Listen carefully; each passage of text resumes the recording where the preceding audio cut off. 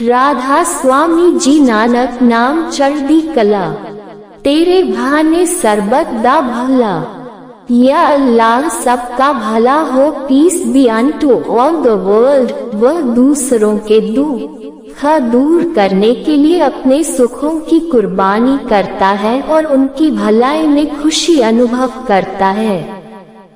बादशाह इब्राहिम अदहम जब फकीरी में थे तो एक बार रात को वे बहुत सारे मुसाफिरों के साथ एक टूटे हुए मकान में ठहरे हुए थे। सख्त सर्दी का मौसम था, मूसलाधार वर्षा हो रही थी, पानी के छींटे और ठंडी हवा के झोंके खुले दरवाजे के रास्ते आकर सबको कंपा रहे थे।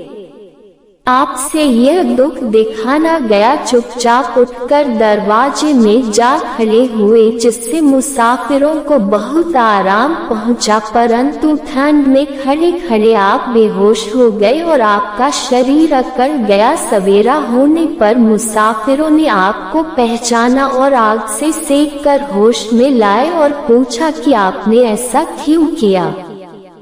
इब्राहिम साहब ने फरमाया कि यदि बहुत सी जानों को बचाने के लिए एक जान काम में आ जाए और एक मनुष्य के दुख सहने से बहुत से मनुष्यों को आराम मिल जाए तो इससे बढ़कर और क्या नेकी हो सकती है।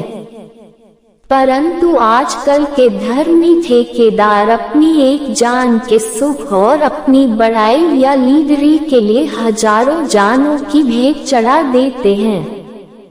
सच्चे दयावान पुरुष दूसरों की भलाई तो अभी बाद में ही कर पाते हैं, जबकि भलाई का इरादा करने के साथ ही उनकी अपनी भलाई की जड़ें और भी मजबूत हो जाती है। उनके अंदर में काम, क्रोध, लोभ, मोह और अहंकार आदि असुरी पखेरु उड़ जाते हैं और वे सदा के लिए उनके बंधनों से मुक्त हो जाते हैं।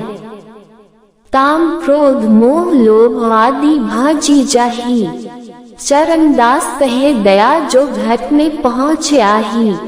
सच्ची दया क्या है? सच्ची दया को समझना बहुत मुश्किल है। सच्ची दया को कोई बिरला संत ही समझ सकता है, जिसने जिंदा राम मर कर अंदर नाम या शब्द को प्रकट कर लिया हो, वह अपने अमृत का रस लेता हो और सबके अंदर उस लज्जत के खजाने को देखता हो। गुरु नानक साहिब जी फरमाते हैं कि सर्वविद्या के भावों को जिंदा मरने वाला ही पहचानता है। वह सब जीवों को अपने जैसा समझता है। ऐसे मनुष्य को ही मालिक के दरबार में बड़ाई मिलती है। जीव तू मरे ता सबू के छू सूझे अंतरी जाने सरब दिया। नानक ता कऊ मिले बड़ाए आपू पछाने शरब जिया।